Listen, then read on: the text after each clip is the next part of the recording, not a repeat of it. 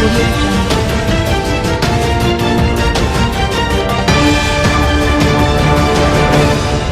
this is Priya. Welcome to Anandagiri News.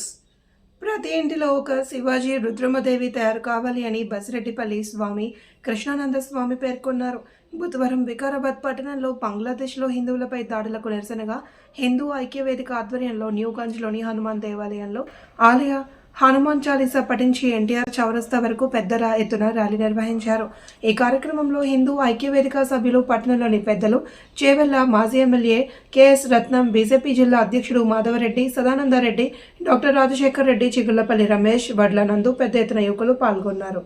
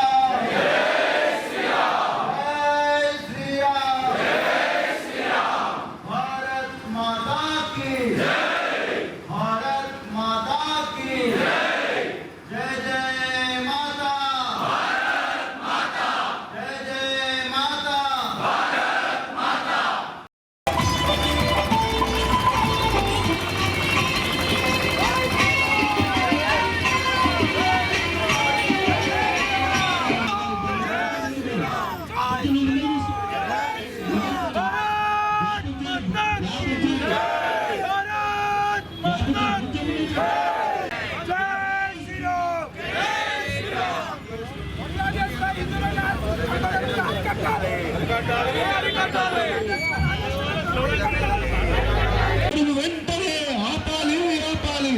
Bangladesh లో హిందువులపై జరుగుతున్న దాడులు వెంటనే ఆపాలి ఆపాలి. బంగ్లాదేశ్ లో హిందువులపై జరుగుతున్న దాడులు వెంటనే ఆపాలి ఆపాలి. జై శ్రీరామ్. దయచేసి బ్యానర్ ముందుకు రావాలి.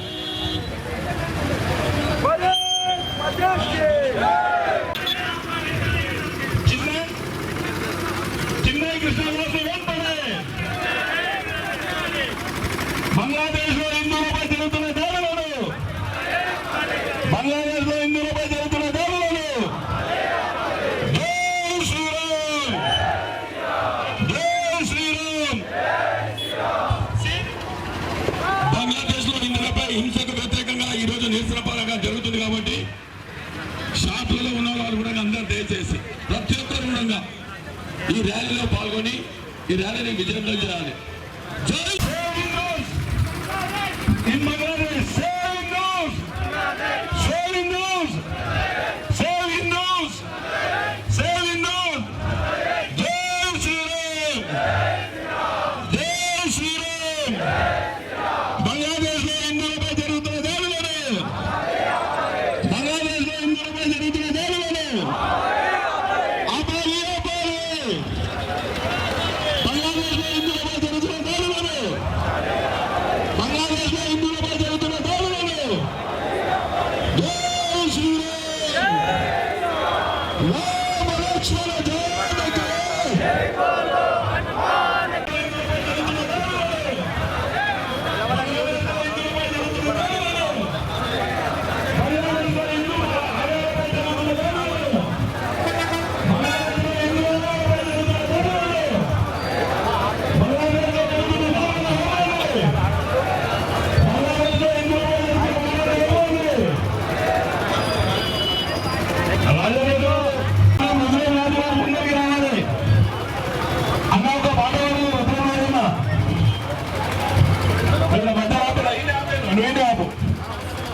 రామ రామ రామ నామ తారకం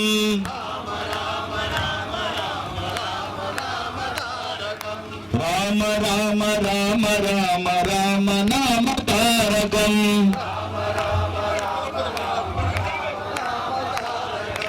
రామ కృష్ణ వాసుదేవ భక్తి ముక్తిదాయకం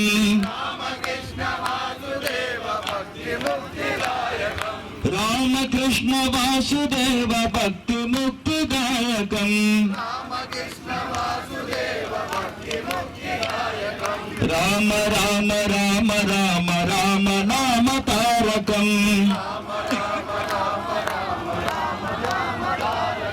జానకి మనోహర సకల రామ రామ రామ రామ రామ నామ తారకం జాన రామకృష్ణ వాసుదేవ ముక్తి ముక్తిదాయకం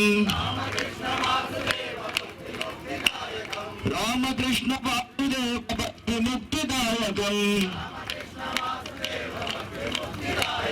రామ రామ రామ రామ రామ నామ తారకం జానకి మనోహరం సకల లోకనాయకం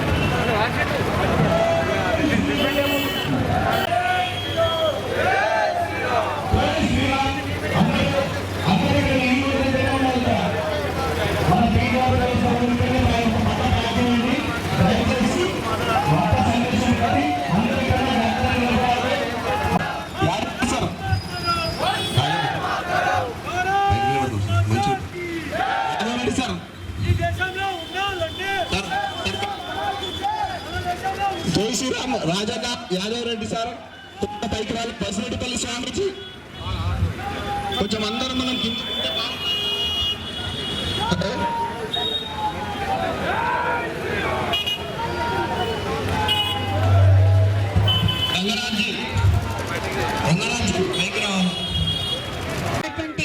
దాడులకు నిరసనగా చేపట్టినటువంటి ఈ కార్యక్రమానికి జిల్లా నలుమూలల నుంచి విచ్చేసినటువంటి పరిగి, చేవెళ్ళ, శంకర్పల్లి, తర్వాత వికారాబాద్ హిందూ బంధువులు ఈ కార్యక్రమంలో కాకుండా చుట్టూ ఉన్నటువంటి షాప్స్ లో కానీ ఇంకా వెళ్తూ ఉన్నటువంటి దారిలో ఉన్నటువంటి హిందూ బంధువులందరూ కూడా ఇక్కడికి రావాలి.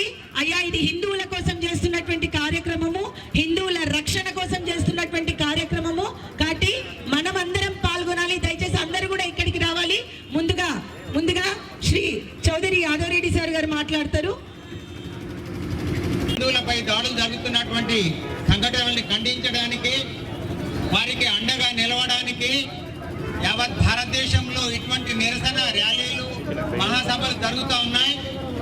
దీంట్లో భాగంగా విశ్వ హిందూ పరిషత్ మరియు హిందూ సంఘాలన్నీ కూడా ఒక్కరోజు నోటీస్తూనే నిన్న కాక మొన్ననే ఇది డిసైడ్ అయింది.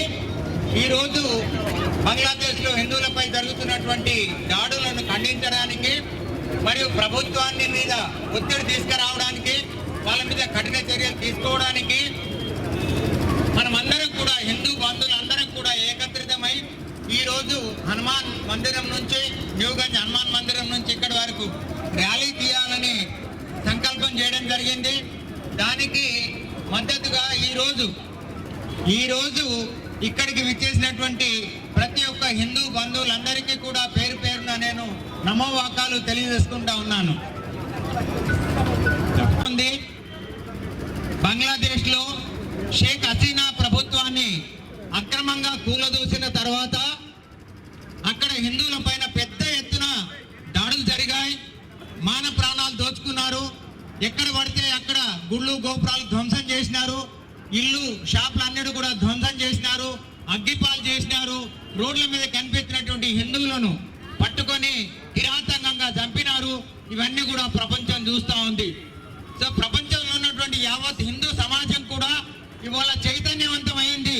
ప్రతి ఒక్కరు కూడా ఏ మూలన ఉన్న ప్రపంచంలో ఉన్నటువంటి హిందువులందరూ కూడా ముక్త కంఠంతోనే బంగ్లాదేశ్లో హిందువులపై జరుగుతున్నటువంటి దాడులను ఖండిస్తూ ఉన్నారు. వారికి అండగా నిలుస్తూ ఉన్నారు. వాళ్ళ ప్రభుత్వాల ద్వారా మెమోరాండాలు సమర్పిస్తూ ఉన్నారు. ఇవాళ ప్రపంచంలో ఉన్నటువంటి గ్లోబల్ సంస్థలైనటువంటి యుఎన్ఓ ఇంకా మిగతా సంస్థలన్నీ కూడా ఇవాళ భారతదేశంలో ఎలాగైతే ఇవాళ హిందువులు తమ ముక్త కంఠంతో బంగ్లాదేశ్లో ఉన్నటువంటి వాళ్ళకు అండగా నిలవాలని కోరుతున్నారో అట్లానే ప్రపంచ సంస్థల్ని కూడా మేము కోరుతా ఉన్నాం. భారత ప్రభుత్వాన్ని కూడా మేము వినమ్రతంగా వేడుకుంటా ఉన్నాం. భారతదేశం నయానా భయానా కాకపోతే అవసరమైతే దండోపాధ్యాయం, అవసరమైతే దండ ఉపయోగించి కూడా బంగ్లాదేశ్లో ఉన్నటువంటి హిందువులను రక్షించాల్సినటువంటి బాధ్యత ప్రభుత్వం మీద ఉంది. మోదీజీ ఆగే బడో, హమ్ తుమారే సాథ్ హై. ఇవాళ భారతదేశం అంతటా కూడా ఇదే నినాదం. మా పార్టీలు వేరు కావచ్చు, మా కులాలు వేరు కావచ్చు, మా సంఘాలు వేరు కావచ్చు, కానీ హిందూ రక్తం ఒక్కటే. మనమంతా హిందువులం, మనమంతా బంధువులం అని వాళ్ళ జాతికి చెప్పాల్సినటువంటి తరుణం ఆసన్నమైంది.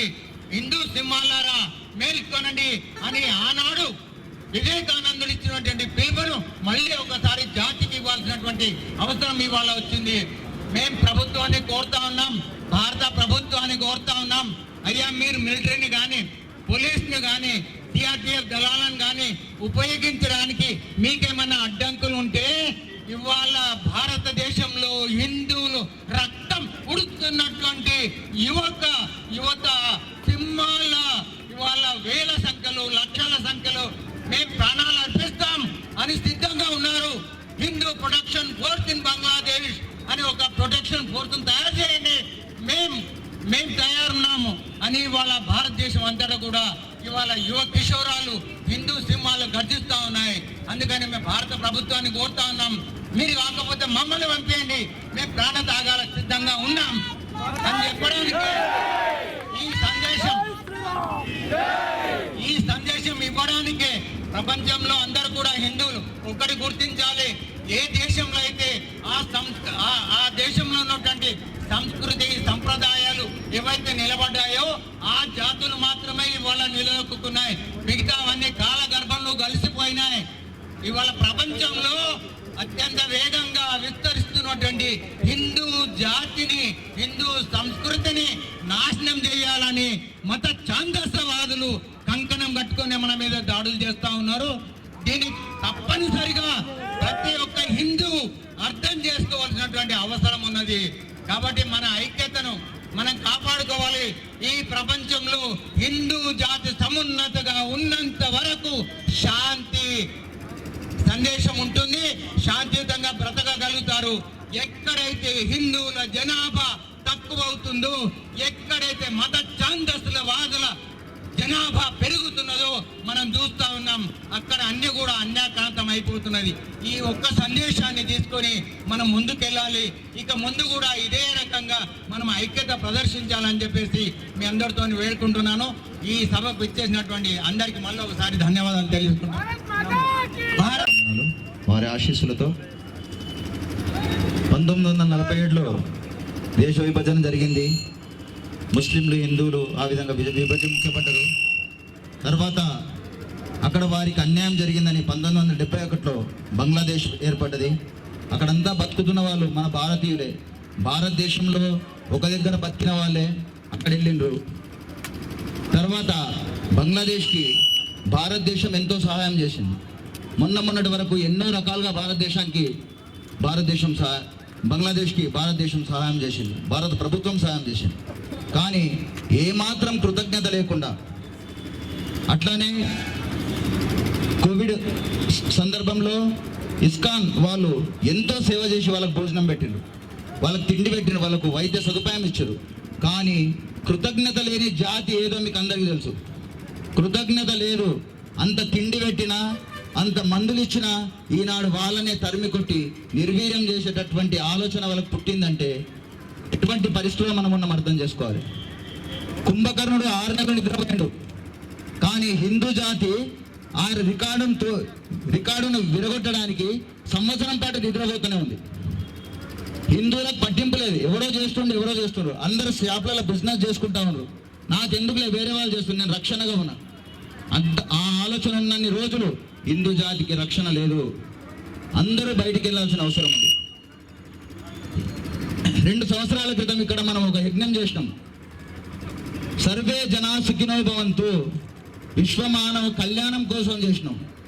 హిందువుల కళ్యాణం కోసమో ధర్మం కళ్యాణం కోసం చేయలే. హిందూ జాతిలో సనాతన ధర్మంలో నేర్పించేది అదే. ఏంటి?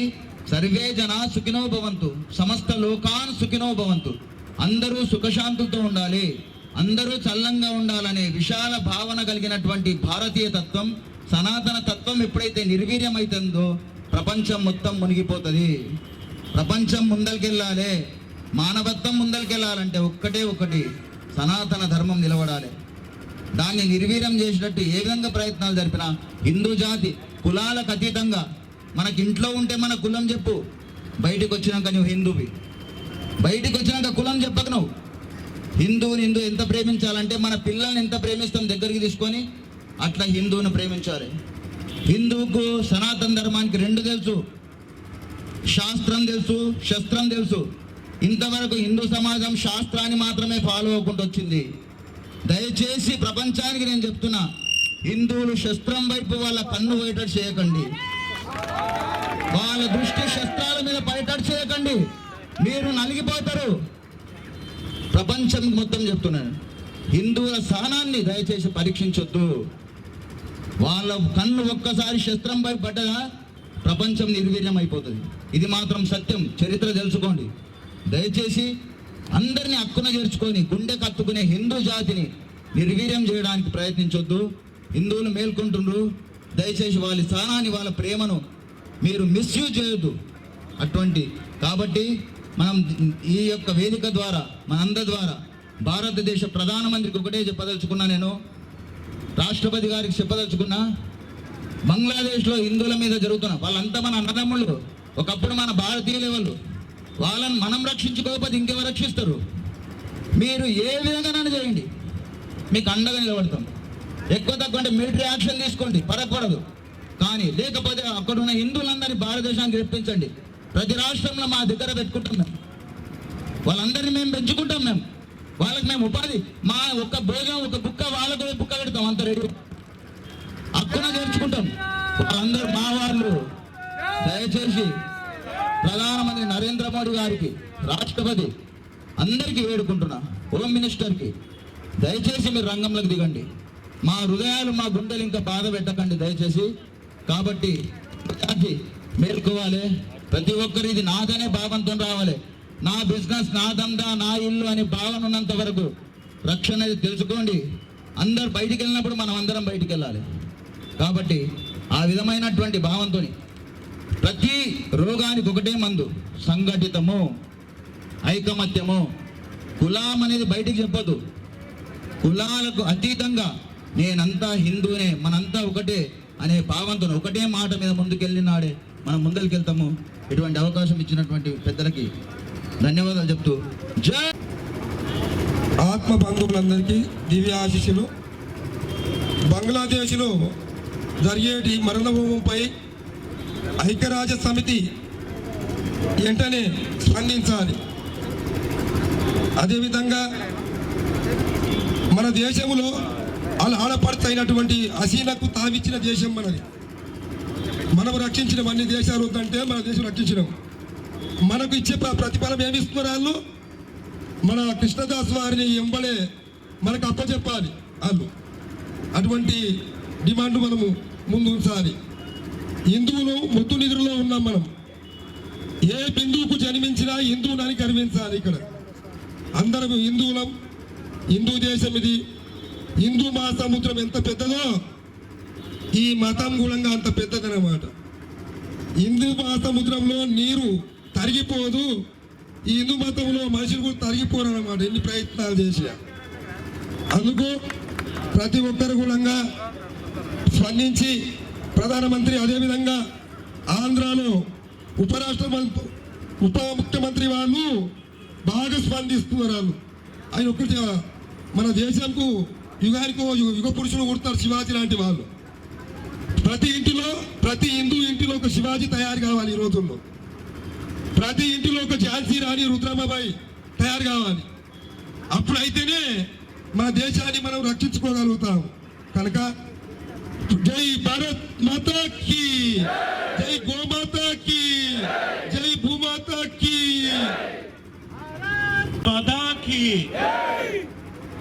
అయితే ప్రతిసారి బంగ్లాదేశ్లో గత ఎన్నో నెలల నుంచి హింస జరుగుతుంది. మనం ఇంతకుముందు కూడా ర్యాలీలు చేసాము, ధర్నాలు చేసాము. ఆ రోజు కూడా మనకి పట్టాలనే ఆవేశం వచ్చింది. ఆ రోజు అనుకున్నాము, ఈ దేశ ప్రధానమంత్రి, ఈ దేశ రాష్ట్రపతి సర్వసైన్యాధ్యక్షుడు అయిపోయి సైన్యంతోన బంగ్లాదేశ్ని అటాక్ చేయాలి, ప్రభుత్వాన్ని తన ఆధీనంలోకి తీసుకోవాలని మనం అందరం చాలామంది కోరుకున్నాము. కానీ అది ప్రభుత్వం వ్యూహాత్మకంగా ఇంటర్నేషనల్ ప్రెజర్ పెట్టి అప్పుడు కొంత సమస్యను తగ్గించింది. కానీ ఒకసారి మీరు చరిత్రను చూడండి, ఇది ఎక్కడ మొదలైంది? ఈ హిందువులపైన హింసని ఎక్కడ జరిగిందంటే మీకు అందరికి గుర్తుంటుంది. ఫస్ట్ బెంగాల్ విభజన 1905లో జరిగింది. లార్డ్ కర్జన్ ఒక బెంగాల్ని 2 ముక్కలుగా చేయాలని చెప్పారు. ఆ రోజు 1905లో ఎప్పుడైతే బెంగాల్ విభజన జరిగిందో దేశం మొత్తం మీద దాదాపు 15 లక్షల మంది హిందువులు చంపబడ్డారు. తర్వాత ఒక 20 సంవత్సరాలు దేశంలో ఎప్పుడు మత ఘర్షణలే జరిగాయి. 1920లో ఖిలాఫత్ మూమెంట్ జరిగింది. ఎందుకంటే మనం అందరం కూడా సమస్యని మాట్లాడాలన్నా, సమస్య లోతుకు వెళ్ళాలన్నా మనకు ఒక్కసారి గుండెల్లో భయం వచ్చేస్తుంది, చేతులు వణుకుతాయి. అసలు సమస్యకి మూల కారణం ఎవరు, వాళ్ళు ఎక్కడ ఉన్నారు అనేది మనం ఒకసారి ఆలోచించాలి. ఒక నూపూర్ శర్మ సమస్య లోపలికి వెళ్ళి వాస్తవాలు మాట్లాడితే ఈరోజు ఆమె మన చెల్లెలు, మన అక్క, ఈరోజు ఆమె ఇంట్లో నుంచి బయటికి వెళ్ళట్లేదు. సపోజ్ మీ చెల్లెలే ఉంది, ఒక సత్యాన్ని, ఒక వాస్తవాన్ని, సమస్య మూలానికి వెళ్ళి ఇది ఇలా ఉంది అని చెప్తే వాళ్ళని కట్టడి చేస్తే రోజు ఆమె ఇంటి నుంచి బయటికి రావట్లేదంటే నువ్వు ఒక భర్తగా కానీ, ఒక అన్నకు కానీ నీకు సిగ్గు అనిపించట్లేదా? సమస్య మూలాలకు ఎందుకు వెళ్ళట్లేదు? ఖిలాఫత్ మూవ్మెంట్ ఈ రోజు కూడా కలెక్టర్లకి ఐఏఎస్ వాళ్ళకి క్వశ్చన్ పేపర్లో ఖిలాఫత్ మూవ్మెంట్ని గాంధీజీ గారు సమర్థించడం కరెక్టా అంటే ఆన్సర్ ఏం పెట్టాలంటే కరెక్ట్ అని. మీకు అందరికీ తెలుసా ఖిలాఫత్ మూవ్మెంట్ అంటే ఏంటో? 1920లో 1919లో ఫస్ట్ వరల్డ్ వార్లో బ్రిటన్ ఓడిపోయినాక తర్వాత ఇటలీ ఓడిపోయింది, టర్కీ ఓడిపోయింది. అయితే టర్కీ సుల్తాన్ ఏం పిలుపునిచ్చాడంటే టర్కీ ఓడిపోవడం అనేది ఖిలాఫత్ ఓడిపోవడం, అంటే ఇది ఇస్లాంకి వ్యతిరేకం కాబట్టి ఈ ఇస్లాం ప్రపంచంలో ఉండే ముస్లిం సోదరులందరూ కూడా దీనికి వ్యతిరేకంగా యుద్ధం చేయాలని పిలుపునిస్తే అప్పుడు మన ప్రభుత్వం ఎవరిది? బ్రిటిష్ ప్రభుత్వం, బ్రిటిష్ గవర్నమెంట్ సెంటర్లో ఉంది. అయితే అక్కడ ఆఫ్ఘనిస్తాన్ వరకు మన దేశం ఉంది. ఆఫ్ఘన్ బార్డర్లో టర్కీ సైన్యం వచ్చి అటాక్ చేస్తారు. ఇక్కడ దేశంలో ఉండే ఎవరైతే ముస్లిం సోదరులు ఉన్నారో వాళ్ళందరూ భారత ప్రభుత్వం, అప్పటి భారత ప్రభుత్వాన్ని అటాక్ చేయాలని పిలుపునిస్తే ఇది మహమ్మద్ అలీ జిన్నా ఏం చేశాడంటే టర్కీ సుల్తాన్కి లెటర్ రాశాడు. ఆ లెటర్ని దేశ ప్రతిపక్ష హోదాలో మహాత్మా గాంధీ ఫార్వర్డ్ చేయాలి, ఇంటర్నేషనల్ లెటర్ కాబట్టి. దాంట్లో ఏం రాశాడో కూడా మహాత్మా గాంధీ చూడకుండా జిన్నా సోదరుడు ఏం చేసినా మంచిగా చేస్తాడు కాబట్టి ఈ ఉత్తరాన్ని నేను ఫార్వర్డ్ చేస్తున్నా అంటే ఆ ఉత్తరం తీసుకొని టర్కీ సుల్తాన్ ఆఫ్ఘనిస్తాన్ బార్డర్ని అటాక్ చేశాడు.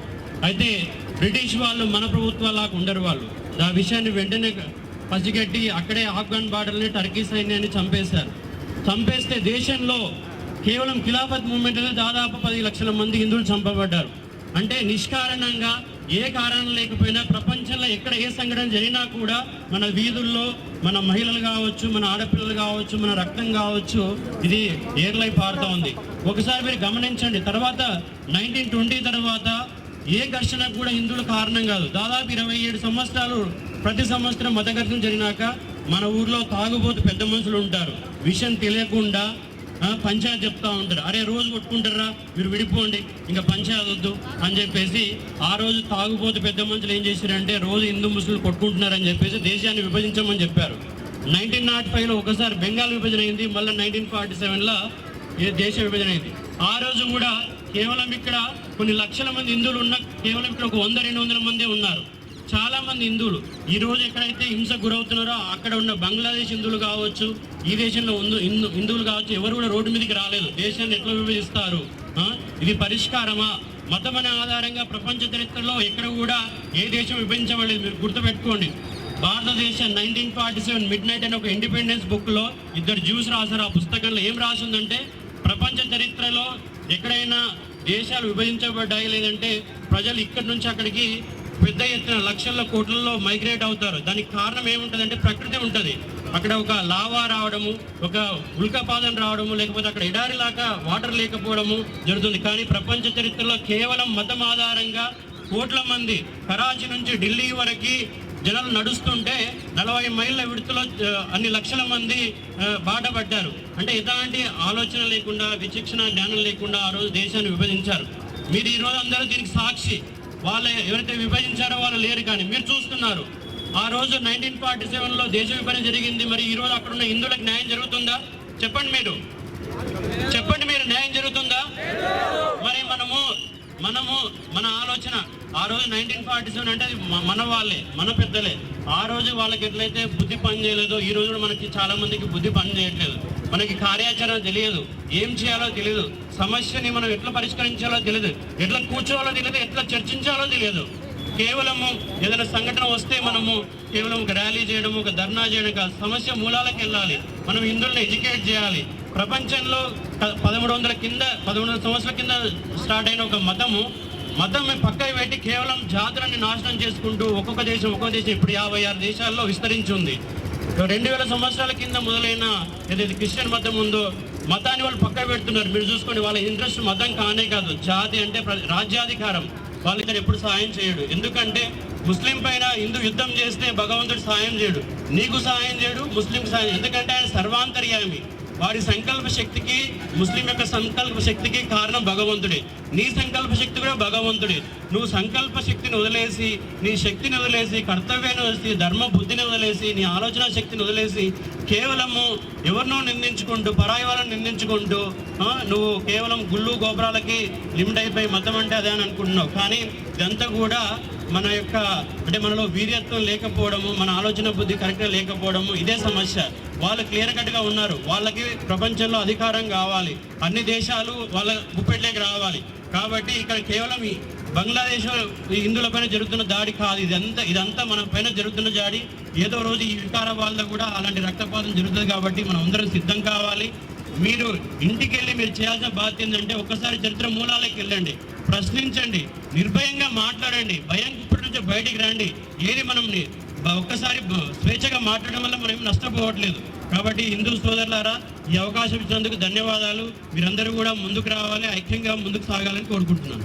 ఒకసారి ముఖాలు పక్కకు మలిపి చూసుకుంటే ప్రతి కార్యక్రమంలో కూడా నేను హిందువును, హిందూ ధర్మరక్షణ నా బాధ్యత అనుకుని అడుగు వేసినటువంటి వాళ్ళే మళ్ళీ ఇక్కడ ఉన్నారు. అది గుర్తు చేసుకోవాలి మనం.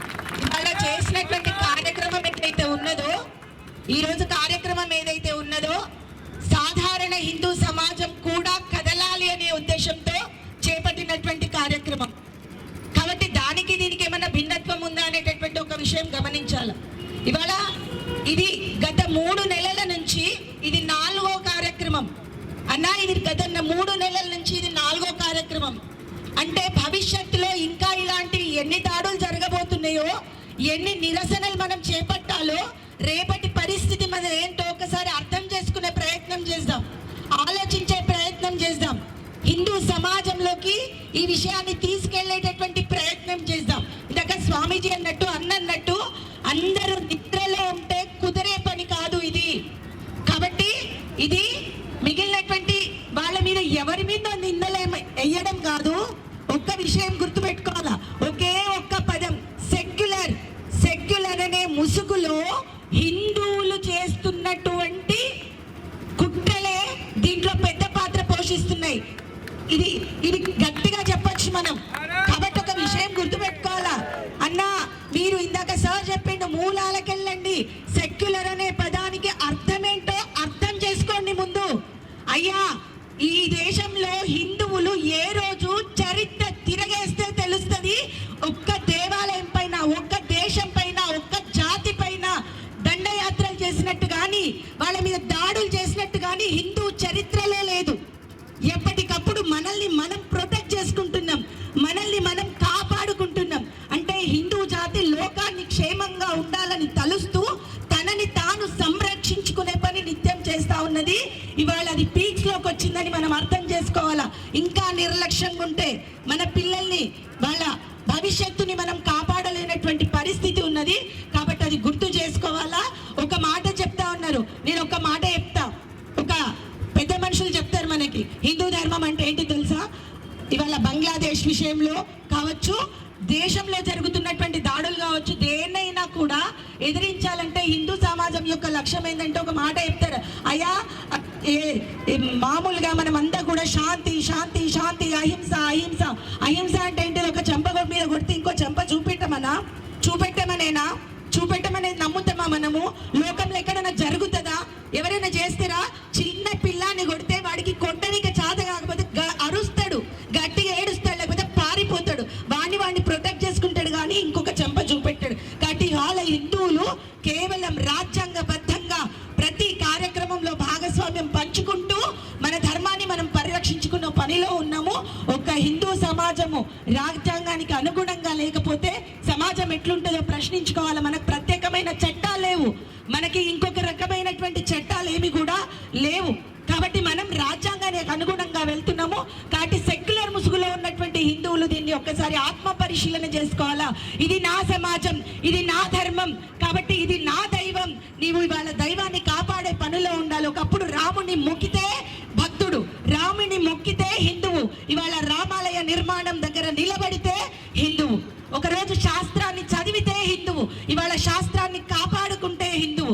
ఒకరోజు దేవాలయంలోకి వెళ్ళి నువ్వు అర్చన చేస్తే హిందువు. ఇవాళ దేవాలయాన్ని పరిరక్షించుకుంటే హిందువు. ఇవాళ హిందూ సమాజాన్ని నువ్వు కాపాడుకోగలిగితే హిందువు. కాబట్టి అది గుర్తు పెట్టుకోవాలా. ఖచ్చితంగా భవిష్యత్తులో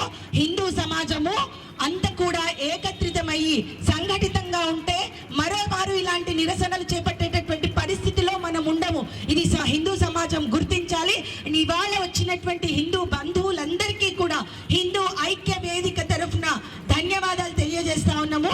చివరిగా జై శ్రీరామ్. ఈరోజు అందరు కూడా మన హిందువులకు ఏ ఆపద వచ్చినా అందరు చెప్పేది ఏంటి, మీరు శాంతియుతంగా ఉండండి. అహింస పరమో ధర్మ, ధర్మ హింస తథైవ చ. ఎక్కడైతే హింస జరుగుతుందో హింసను భరించమని కాదు అర్థం, హింసను వ్యతిరేకించాలి. బంగ్లాదేశ్ లో జరుగుతున్నటువంటి హింసను మనం వ్యతిరేకించాల్సిన అవసరం ఉన్నది. అదే కాకుండా అక్కడ జరుగుతున్నటువంటి ప్రతి దారుణం మనం కూడా చవి చూడాల్సినటువంటి అవసరం వస్తుంది. కాబట్టి దాన్ని ముక్కలోనే తుల్చేయాల్సిన అవసరం ఉంది. మనమందరం కూడా రాముడు, కృష్ణుడు, ప్రతి దేవుడు కూడా ఒక ఆయుధాన్ని పట్టుకొని ఉంటాడు. కాబట్టి మనం కూడా ఎక్కడైనా హింస మన మీద జరిగినప్పుడు ఆ హింసను ప్రతిఘటించాల్సిన అవసరం ఉన్నది. కాబట్టి హిందువులందరం కూడా, సామాన్యమైనటువంటి హిందువులు, ఇక్కడ జరిగినటువంటి సభ లోపల ఉన్నటువంటి నిరసన ర్యాలీ లోపల ఉన్నటువంటి హిందువులందరూ కూడా ప్రతి నిరసన ర్యాలీ లోపల పాల్గొంటారు. కానీ ప్రతి హిందూ సమాజంలో ఉండే ప్రతి హిందువు కూడా ఇవాళ రోడ్డు మీదకి రావాల్సినటువంటి అవసరం ఉన్నది, స్పందించాల్సినటువంటి అవసరం ఉన్నది. కాబట్టి ప్రతి హిందువు స్పందన గురించి ఈ రోజున మనం ఈ విషయం అందరం కూడా గ్రహించాల్సినటువంటి అవసరం ఉన్నది. జై శ్రీరామ్, జై శ్రీరామ్. పెద్దలందరూ చక్కగా బోధించారు. వాస్తవాలకు వెళ్తే మన దేశంలో మన గడ్డ మీద మనమే పరాయి వాళ్ళం అయ్యే పరిస్థితి రాను చూస్తూ ఉన్నాం. మన మనసులున్నది బయటికి మాట్లాడలేక బాధపడుతూ రోజు కృంగిపోతూ ఉన్నాం. ఇలా బంగ్లాదేశ్లో చూస్తున్న సంఘటన ఇలా ప్రపంచ దేశాలన్నీ కూడా ఖండించాల్సిన అవసరం ఉంది. ముఖ్యంగా మనం ఖండించాల్సిన అవసరం ఉంది. ఈ ప్రపంచంలో భారతీయులు, ముఖ్యంగా హిందువులు సాధువులు అంటారు. నిజంగా మనం గురువులను ఏ విధంగా పూజిస్తామో, దేవుని ఏ విధంగా పూజిస్తామో, ఆ ధర్మం, ఆ నీతి, ఆ నిజాయితీ, ఆ ప్రేమ కేవలం హిందువులలోనే కనబడుతుంది. ఏ జాతిలో కూడా కనబడదు. అలాంటి జాతులు ఈ దేశంలో మొదలై పక్క దేశాల నుండి వచ్చి శిక్షు పెడుతూ చిన్నాభిన్నం చేయడానికి ప్రయత్నం చేస్తూ ఉన్నారు. మరి పెద్దలు మాట్లాడినప్పుడు చెప్పినారు, మనది సెక్యులర్ కంట్రీ అని. ఒప్పుకుంటాం, సెక్యులర్ కంట్రీ. ఇదే పక్కన పాకిస్తాన్లో మన వాళ్ళు పోయి సెటిల్ అయిన వాళ్ళు, ఇక్కడి నుంచి పోయిన ముస్లిమ్స్ కూడా ఈనాటి కూడా ఓటేసే హక్కు వాళ్ళకి లేదు. పోటీ చేసే తత్వం పక్కన పెడదాం, ఓటు వేయడానికి కూడా వాళ్ళకి హక్కు లేదు అక్కడ సెటిల్ అయిన వాళ్ళకు. కానీ మన భారతదేశంలో, ముఖ్యంగా మన దేశంలో బయటికి వెళ్ళి వచ్చేటోళ్ళు ఎక్కడోళ్ళో తెలియదు, ఏ ప్రాంతంలో తెలియదు, ఇక్కడ ఓటు నమోదు చేసుకొని రాజకీయాలు నడుపుతా ఉన్నారు, రాజకీయాలకు వస్తా. అట్లాంటి వాళ్ళను మనం వ్యతిరేకించాలి, మనం ఐకమత్యంగా ఉండాలి. మనమందరం కూడా, హిందువులమందరం కూడా ధర్మాన్ని పాటిస్తూనే మనలను మనం రక్షించుకోవాలి. రేపు రాబోయే తరాల వారికి మనం ఒక నాందిగా ఉండాలని చెప్పి నేను కోరుకుంటూ సెలవు తీసుకుంటా ఉన్నాను. జై శ్రీరామ్.